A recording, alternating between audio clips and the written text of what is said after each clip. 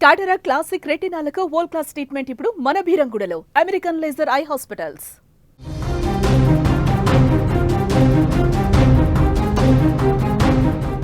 Everest శిఖరంపై ఏం జరుగుతుంది? ఒకేసారి 1000 మందికి పైగా పర్వతారోహకులు అక్కడ చిక్కులో పడ్డారు. అక్కడ తాజా పరిస్థితి నేపథ్యంలో ప్రాణభయంతో అక్కడ కొట్టుమిట్టాడుతున్నారు.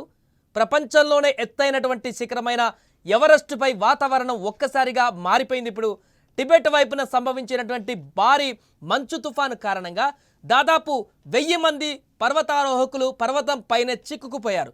వారిని సురక్షితంగా కిందకి తీసుకువచ్చేందుకు అధికారులు, స్థానిక సిబ్బంది ముమ్మరంగా సహాయక చర్యలు చేపట్టారు.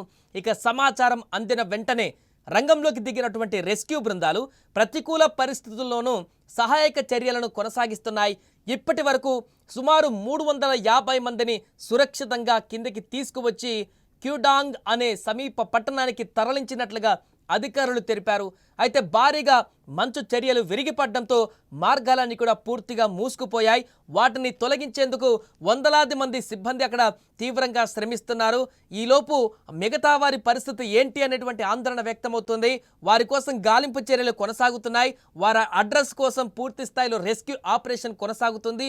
ప్రాణాలతో వారినందరినీ కూడా బయటికి తీసుకువచ్చేటువంటి ప్రయత్నాలు కొనసాగుతున్నాయి. టిబెట్ వైపున ఉన్నటువంటి ఎవరెస్ట్ తూర్పు వాలుపైన శుక్రవారం సాయంత్రం మొదలైనటువంటి హిమపాతం ఆదివారం నాటికి భీకరమైనటువంటి మంచు తుఫానుగా రూపుదాల్చింది.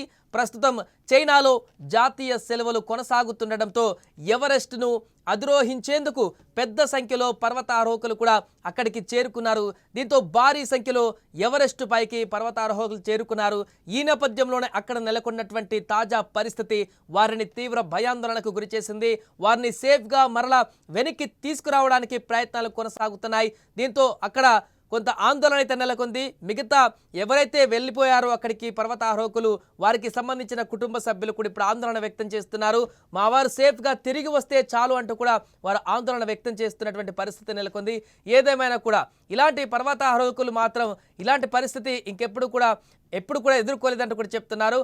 ఇదే సమయంలో తుఫాను విరుచుకుపడడంతో వారంతా కూడా క్యాంపు సైట్లలో చిక్కుకుపోయినట్లుగా తెలుస్తుంది.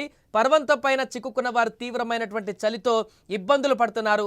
వీరిలో కొందరు ఇప్పటికే హైపోథెర్మియా బారిన పడినట్లుగా కూడా సహాయక బృందాలు వెల్లడించాయి. పరిస్థితి తీవ్రతను గమనించినటువంటి అధికారులు శనివారం నుంచే ఎవరెస్ట్ పైకి వెళ్లేందుకు కొత్తగా అనుమతులు ఇవ్వడానికి కూడా వెంటనే అనుమతులను తాత్కాలికంగా నిలిపివేశారు. సాధారణంగా అక్టోబర్ నెలలో ఈ ప్రాంతంలో వాతావరణం కఠినంగా ఉంటుందని కూడా నిపుణులు పేర్కొంటున్నారు.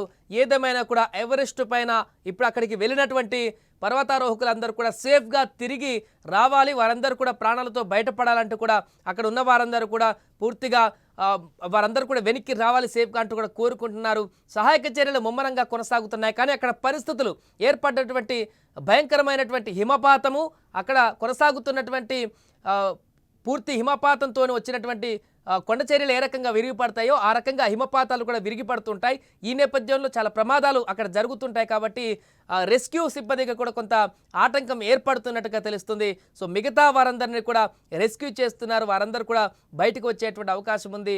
సో దాంట్లో కొంతమంది అనారోగ్యానికి గురవుతున్న దృశ్యాలు కూడా కనిపిస్తున్నాయి. సో వీరందరూ కూడా ఎప్పటి వరకు సేఫ్ ప్లేస్ చేరుకుంటారో లేదా అనేది కూడా మనం కూడా వేచి చూడాలి.